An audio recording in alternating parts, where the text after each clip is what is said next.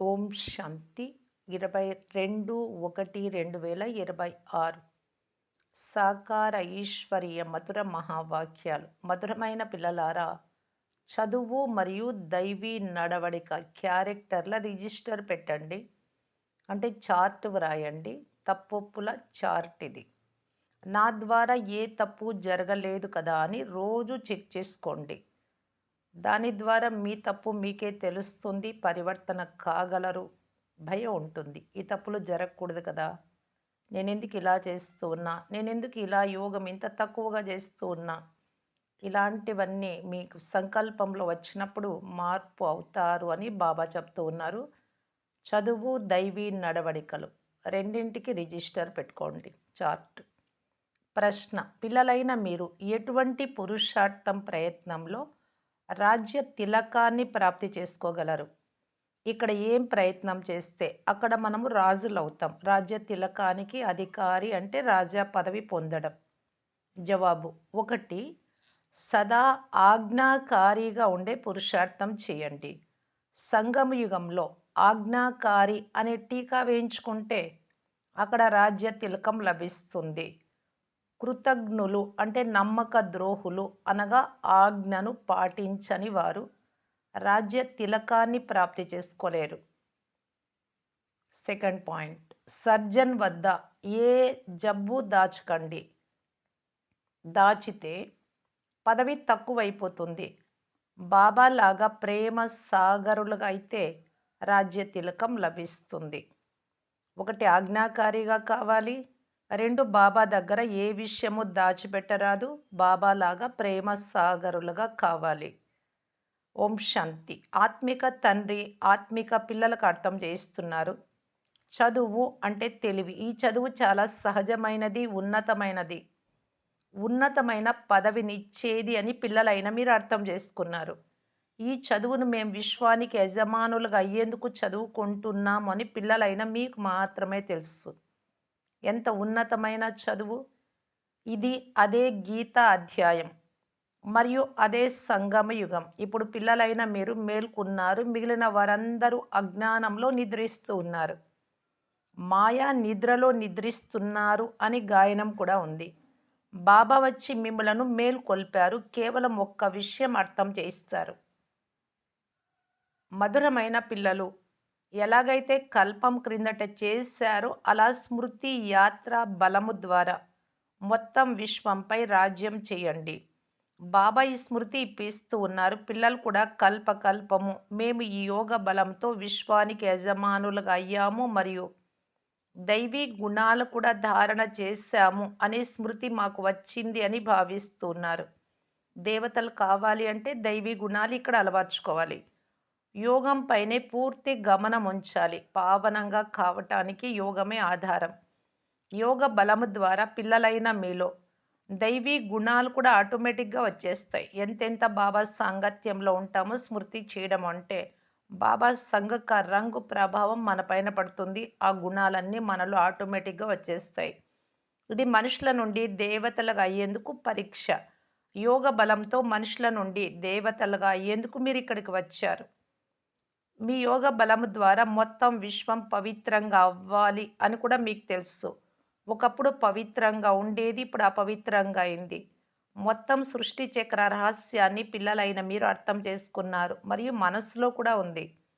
ఎవరైనా క్రొత్త వారు కూడా ఈ విషయాలు చాలా సులభంగా అర్థం చేసుకోగలరు. మీరు పూజ్య దేవతలుగా ఉండేవారు మళ్ళీ పూజారులుగా తమో ప్రధానంగా అయ్యారు అని ఎవ్వరూ చెప్పలేరు కూడా. తండ్రి క్లియర్గా తెలిపిస్తారు. అది భక్తి మార్గం, ఇది జ్ఞాన మార్గం. భక్తి గడిచిపోయింది. గడిచిపోయిన విషయాల గురించి ఆలోచించకండి. అవి దిగజారే విషయాలు. తండ్రి ఇప్పుడు పైకి ఎక్కే విషయాలు వినిపిస్తూ ఉన్నారు. మేమిప్పుడు దైవీ గుణాలు తప్పకుండా ధారణ చెయ్యాలి అని పిల్లలకు తెలుసు. మేము ఎంత సమయము స్మృతిలో ఉన్నాము. ఇది యోగం యొక్క చార్ట్. మా ద్వారా ఏ ఏ పొరపాట్లు జరిగాయి. ఇది నడవడికల గురించి చార్ట్. ఈ చార్ట్ ప్రతిరోజు వ్రాయాలి. పొరపాట్లు చేస్తే భారీగా దెబ్బలు కూడా తగులుతాయి. ఆ చదువులో కూడా క్యారెక్టర్ చూస్తారు. నడవడికలు ఇందులో కూడా క్యారెక్టర్ చూడడం జరుగుతుంది. తండ్రి మీ కళ్యాణం కొరకే చెప్తూ ఉన్నారు. అక్కడ కూడా చదువు మరియు నడవడికల రిజిస్టర్ ఉంచుతారు స్కూల్లో. ఇక్కడ కూడా పిల్లలు దైవీ క్యారెక్టర్‌ను తయారు చేసుకోవాలి. పొరపాట్లు జరగకుండా సంభాళించుకోవాలి.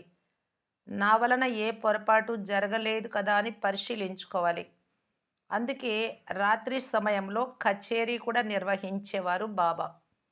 అంటే కర్మేంద్రియాల ద్వారా ఏ ఏ కర్మలు జరిగాయి, అవి సమర్థమైనవా, వ్యర్థమైనటువంటివా, నష్టమా, లాభమా అని ప్రతి ఒక్కరిని అడిగేవారు బాబా. బాబా తనకు తాను కూడా కచేరీ నిర్వహించుకునేవారు. ఇతర ఏ స్కూలు మొదలైన వాటిలో ఇలా కచేరీలు జరగవు. మీ మనస్సును ప్రశ్నించుకోవాలి. మాయ కారణంగా ఏవైనా కొన్ని అవజ్ఞలు జరుగుతూనే ఉంటాయి అని తండ్రి అర్థం చేయించారు. ప్రారంభంలో కూడా కచేరీ జరిగేది. పిల్లలు సత్యం చెప్పేవారు. ఒకవేళ సత్యం చెప్పకపోతే పొరపాట్లు వృద్ధి చెందుతూ ఉంటాయి అని తండ్రి అర్థం చేయిస్తూ ఉన్నారు. ఎందుకంటే డాక్టర్ దగ్గర రోగం దాచిపెడితే ఎక్కువ అవుతుంది. ఎందుకంటే ఆ డాక్టరు ఆ రోగానికి సొల్యూషన్ ఇస్తారు. ఇలా ఉండాలి, ఇలా చేయాలి, అన్ని జాగ్రత్తలు చెబుతారు.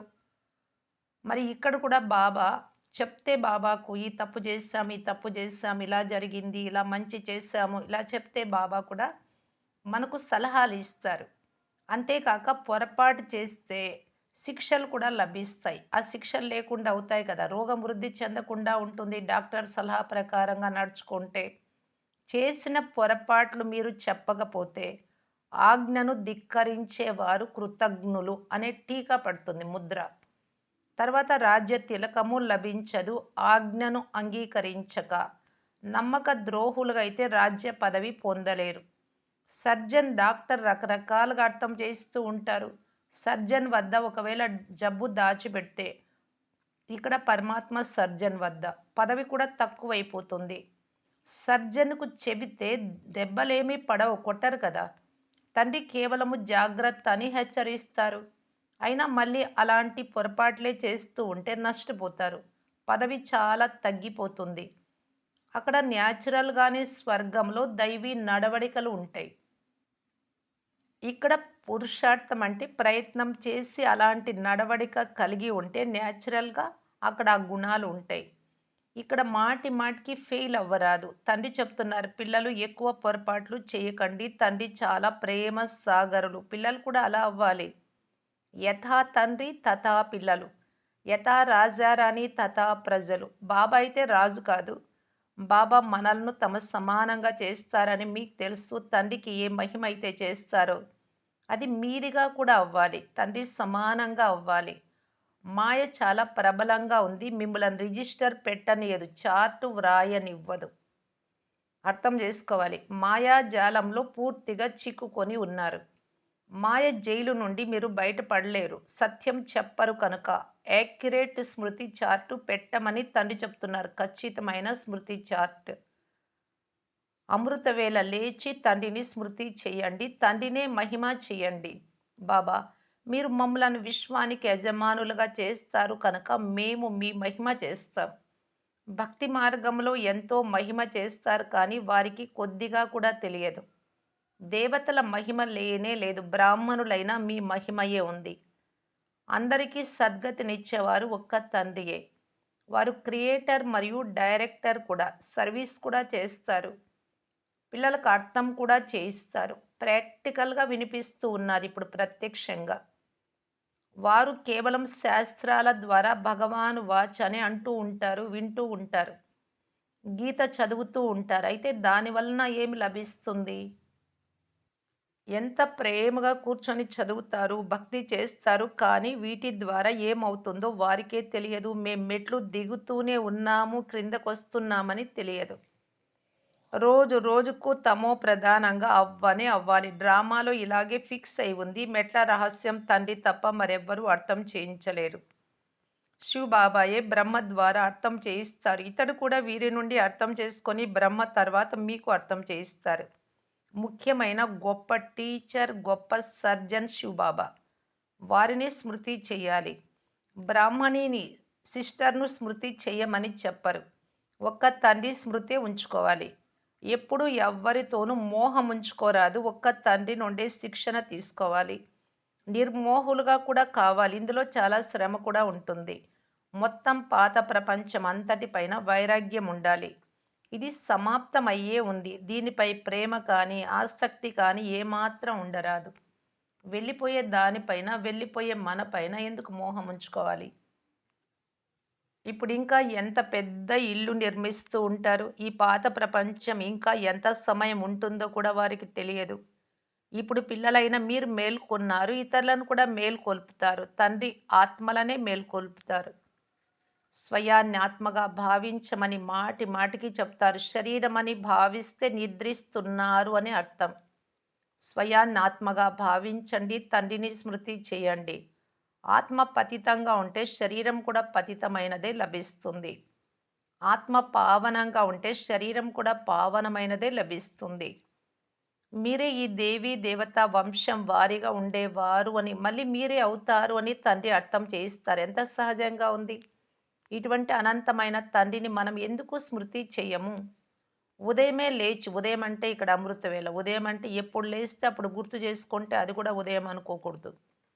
అమృత వేళ లేచి తండ్రిని స్మృతి చెయ్యాలి. బాబా మీరు ఎంత అద్భుతం. మీరు మమ్ములను ఎంత ఉన్నతంగా దేవీ దేవతలుగా చేసి తర్వాత నిర్వాణధామంలో కూర్చుండిపోతారు. ఇంత ఉన్నతంగా మరెవ్వరూ చెయ్యలేరు. మీరు ఎంత సహజంగా తెలిపిస్తూ ఉన్నారు. ఇలా బాబాతో మాట్లాడుకోవాలి. ఇది 100% కరెక్ట్ అని మనకు తెలుసు. బాబా తెలిపిస్తూ ఉన్నారు. ఎంత సమయం దొరికినా పనిపాట్లు చేసుకుంటూ కూడా తండ్రిని స్మృతి చేయగలరు. స్మృతియే మీ నావను తీరానికి చేరుస్తుంది. అనగా కలియుగం నుండి ఆవలి తీరానికి శివాలయంలోకి తీసుకెళ్తుంది. శివాలయాన్ని కూడా గుర్తు చేసుకోవాలి. శివబాబా స్థాపన చేసిన స్వర్గం కనుక. 2 గుర్తుకొస్తాయి. శివబాబాను స్మృతి చేయడం ద్వారా మనము స్వర్గానికి యజమానులుగా అవుతాం. ఈ చదువు క్రొత్త ప్రపంచం కొరకే. తండ్రి కూడా క్రొత్త ప్రపంచాన్ని స్థాపన చేసేందుకే వస్తారు. తండ్రి వచ్చి తప్పకుండా ఏదో ఒక కర్తవ్యాన్ని చేస్తారు కదా! నేను డ్రామా ప్లాన్ అనుసారం పాత్రను అభినయిస్తూ ఉన్నాను అని మీరు చూస్తూ ఉన్నారు. పిల్లలైన మీకు 5000 సంవత్సరాల క్రితపు స్మృతి యాత్ర మరియు ఆది మధ్య అంత్యాల రహస్యాన్ని తెలిపిస్తాను. ప్రతి 5000 సంవత్సరాల తర్వాత తండ్రి మా సన్ముఖంలో మా ఎదురుగా వస్తారు అని మీకు తెలుసు. ఆత్మయే మాట్లాడుతుంది, శరీరం మాట్లాడదు. తండ్రి పిల్లలకు శిక్షణనిస్తారు. ఆత్మయే పవిత్రంగా అవ్వాలి. ఆత్మ ఒక్కసారే పవిత్రంగా అవ్వాల్సి ఉంటుంది. తండ్రి చెప్తున్నారు, నేను అనేక సార్లు మిమ్మలను చదివించాను, మళ్ళీ కూడా చదివిస్తా. ఇలా ఏ సన్యాసులు మొదలైన వారు చెప్పలేరు. తండ్రి మాత్రమే చెప్తారు. పిల్లలు, నేను డ్రామా ప్లాన్ అనుసారం చదివించేందుకు వచ్చా. మళ్ళీ 5000 సంవత్సరాల తర్వాత వచ్చి ఇలాగే చదివిస్తాను. ఎలాగైతే కల్పకృతం మిమ్మలను చదివించి రాజధాని స్థాపన చేశానో, అనేక సార్లు మిమ్ములను చదివించి కల్పకల్పము రాజ్య స్థాపన చేశాను. తండ్రి ఎంత అద్భుతమైన విషయాలు అర్థం చేయిస్తారు. బాబా చెప్పేటటువంటి ఈ శ్రీమతం శ్రేష్టమైన సలహాలు ఎంత శ్రేష్టమైనవి. ఈ శ్రీమతం ద్వారానే మీరు విశ్వానికి యజమానులుగా అవుతారు. చాలా చాలా గొప్ప పదవి. ఎవరికైనా పెద్ద లాటరీ లభిస్తే వారి తల చెడిపోతుంది. కొందరు నడుస్తూ నడుస్తూ ఇక్కడ కూడా మేము చదవలేము, మేం విశ్వ చక్రవర్తి పదవి ఎలా తీసుకుంటాము అని నిరాశ చెందుతారు. పిల్లలైన మీకు చాలా సంతోషం ఉండాలి. అతీంద్రియ సుఖము మరియు సంతోషపు సంగతులు నా పిల్లలను అడగండి అని బాబా చెప్తారు. ఇక్కడ మీరు మాత్రమే అతీంద్రియ సుఖంలో ఉండగలరు. అనంతమైన సంతోషాన్ని అనుభవం చేయగలరు. మీరందరికీ సంతోషపు విషయాలు వినిపించేందుకు వెళ్తారు. మీరే విశ్వానికి యజమానులుగా ఉండేవారు. మళ్ళీ 84 జన్మలు అనుభవించి బానిసలుగా అయ్యారు శరీర భావనతో. నేను బానిసను, నేను బానిసను, మీ బానిసనంటూ పాడతారు కూడా. తమను తాము నీచులము అని అనడం, తుచ్చులుగా అయి నడవడం మంచిదని భావిస్తారు. తనను తాను తగ్గించుకోవడం. తండ్రి ఎవరు అలాంటి వారికి అస్సలు తెలియదు. తండ్రిని కేవలం మీరే తెలుసుకున్నారు. తండ్రి వచ్చి అందరినీ పిల్లలు, పిల్లలు అని అంటూ ఎలా అర్థం చేయిస్తారో చూడండి. ఇది ఆత్మ మరియు పరమాత్మల కలయిక. వారి నుండి మనకు స్వర్గం యొక్క చక్రవర్తి పదవి లభిస్తుంది. అంతేకాని గంగా స్నానము మొదలైనవి చేయడం ద్వారా స్వర్గరాజ్య పదవి లభించదు.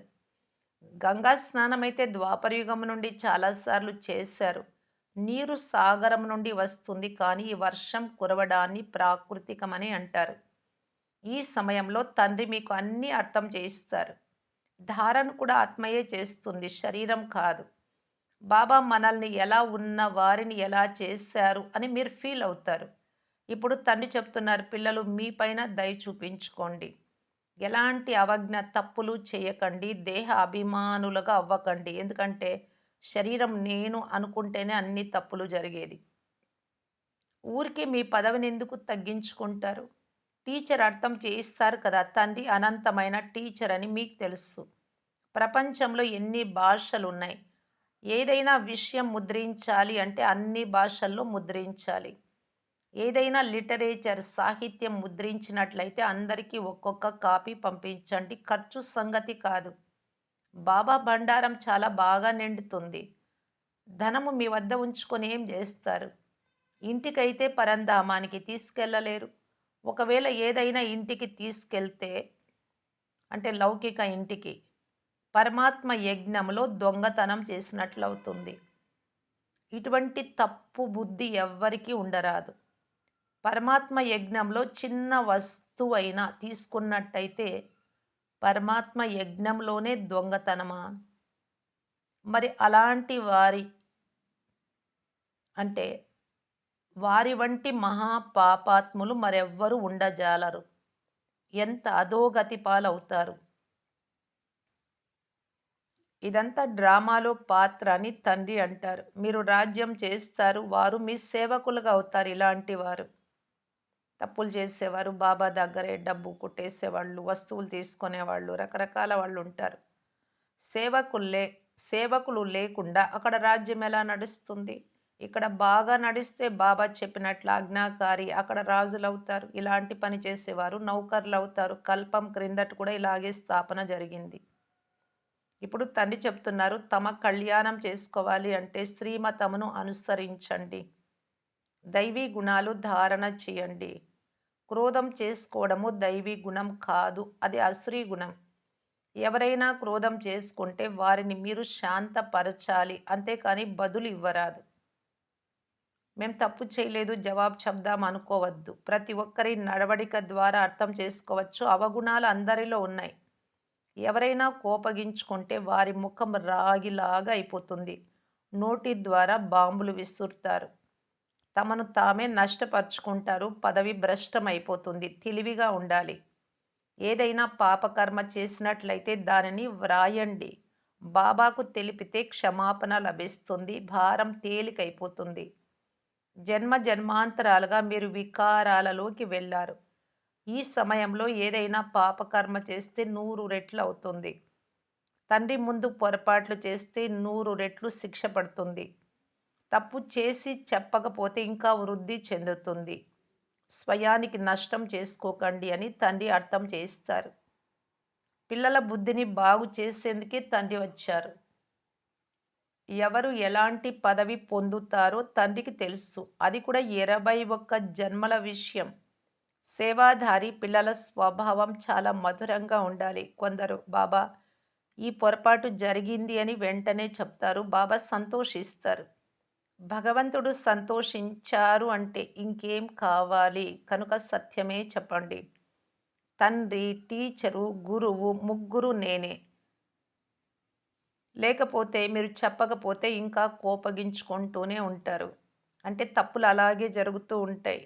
బాబా సంతోషించలేదు అంటే ఒక్కరు కాదు, తండ్రి, టీచరు ముగ్గురు కూడా కోపగించుకున్నట్టు అవుతుంది. అచ్చా! మధురాతి మధురమైన అపురూపమైన పిల్లలకు మాతాపిత బాప్దాదాల ప్రియ స్మృతులు మరియు గుడ్ మార్నింగ్. ఆత్మిక పిల్లలకు ఆత్మిక తండ్రి నమస్తే.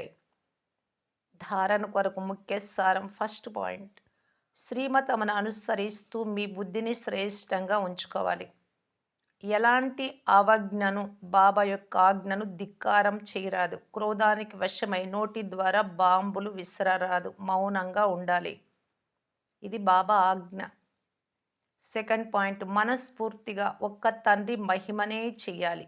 ఇష్టంగా ఈ పాత ప్రపంచంతో ఆసక్తి లేదా ప్రేమ ఉంచుకోరాదు. అనంతమైన వైరాగులుగా మరియు నిర్మోహులుగా అవ్వాలి.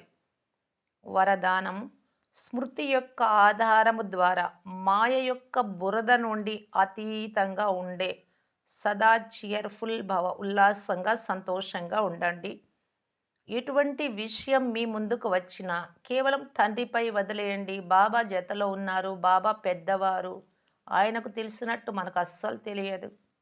మరి బాబాకు వదిలేయండి. హృదయపూర్వకంగా బాబా అనండి. ఆ విషయమే సమాప్తమైపోతుంది. బాబా అనే మాటను హృదయపూర్వకంగా అనడమే ఇంద్రజాలం లాంటిది. అయితే హృదయపూర్వకంగా ఏదో పనిపడి అనడం కాదు. ఇంట్లో వారిని ఎలా అంటారు? అమ్మా అంటారు. అలాగా బాబాను కూడా హృదయపూర్వకంగా అనండి. మాయ మొట్టమొదట తండ్రిని మరిపింపజేస్తుంది. అందువలన కేవలం ఈ మాటపై బాబా ప్రేమతో ఈ అటెన్షన్ ఉంచుకోండి. అప్పుడు స్వయాన్ని కమల పుష్ప సమానంగా అన్నింటిలో ఉంటూ, అన్ని పరిస్థితులలో ఉంటూ కూడా అతీతంగా, ప్రియంగా అనుభవం చేస్తారు. స్మృతి ఆధారంపై స్మృతి చేయకుండా మాయ కలిగించే సమస్యలు అనే బురద నుండి సదా దూరంగా ఉంటారు. ఎప్పుడు ఏ విషయంలోనూ ఆందోళనలోకి రారు. సదా మూడు ఒకే విధంగా చియర్ఫుల్గా, హర్షితంగా ఉంటుంది. స్లోగన్ పవిత్రత యొక్క ధారణ లేక ధర్మాన్ని జీవనంలోకి తీసుకొచ్చేవారే మహానాత్మలు. మహాత్ములు అని ఎవరు చెప్పబడతారు? మనస్సు, వాక్కు, దృష్టి, కర్మ, వ్యవహారం అన్నింటిలో కూడా శ్రీమతం ప్రకారంగా స్వచ్ఛంగా తయారు చేసుకునేటటువంటి వారిని సంపూర్ణ పవిత్రులు అంటారు. పవిత్రత అంటే బ్రహ్మచర్యం వ్రతంతో పాటు అది చాలా ఇంపార్టెంట్. దానితో పాటు అన్ని విషయాలలో పవిత్రంగా ఉంటేనే సంపూర్ణ పవిత్రత అంటారు. వారిని మహానాత్మలు అంటారు. అవ్యక్త సూచన ఈ అవ్యక్త మాసంలో బంధన ముక్తులుగా ఉండి జీవన్ముక్తి స్థితిని అనుభవం చేయటానికి బాప్దాదా తెలియజేస్తున్నారు. బంధన్ ముక్త్ అంటే ఇందులోనే అర్థం ఉంది. బంధన్ ముక్త్ బంధనాల నుండి ముక్తి. జీవన్ ముక్త్ జీవితంలో ఉంటూ ముక్త్ అంటే విడుదల పొందేది. అన్ని పరిస్థితులు అంటే బంధనాల నుండి ముక్తి. స్వయాన్ని బంధనాల నుండి ముక్తి చేసుకునేందుకు మీ నడవడికను మరియు కఠిన సంస్కారాలు ఏవైతే మీలో ఉన్నాయో మారకుండా వాటిని పరివర్తన చేసుకోవాలి. బంధనాలు కలిగించేవారు తమ పని తాము చేసుకొనివ్వండి. మీరు మీ పని చెయ్యండి. వారి పనిని చూసి భయపడకండి. వారు తమ పనిని ఎంత ఫోర్స్‌గా చేస్తున్నారు. తప్పులు చేసేవాళ్ళు అనేవారు ఎలా ఉంటారు? చాలా కఠినంగా అంటే ఇంకా అలాగే చేస్తూ ఉంటారు. వాళ్ళ సంస్కార స్వభావం అదే. ఏమీ మారరు. జ్ఞానంలో ఉంటే కూడా పరివర్తనే కారు అనిపించేలాగా ఉంటారు. ఎంత ఫోర్స్‌గా చేస్తూ ఉన్నారు ఆ పనులు. మారరనేలాగా మరి మీరెందుకు అలా ఉన్నారు? మీ ఫోర్స్‌తో మీ పని చేయండి. మీరు గుణాలను ఫోర్స్‌గా చేయండి. వారి అవగుణాలను చేస్తే. వారు ఎలా తమ కర్తవ్యాన్ని చేస్తున్నారో అలా మీరు కూడా చేయండి. అంత ఫోర్స్‌గా ఈ గుణాలు. వారేదైనా అంటున్నారు నేను శాంతి, శాంతి, శాంతి వారికి వైబ్రేషన్స్ కూడా శాంతిగా ఇవ్వాలి నేను. శుభభావన, శుభకామన ఇవ్వాలి శాంతిగా ఉంటూ. ఇలాగా. వారు అలా అంటారు, ఇలాగా. పరిస్థితి వస్తే కూడా ఇలాగే. అప్పుడే బంధనాల నుండి ముక్తంగా చేసుకునే యుక్తి ఉంటుంది. యుక్తిని రచించండి. బాబా చెప్తూ ఉన్నారు. ఓం శాంతి.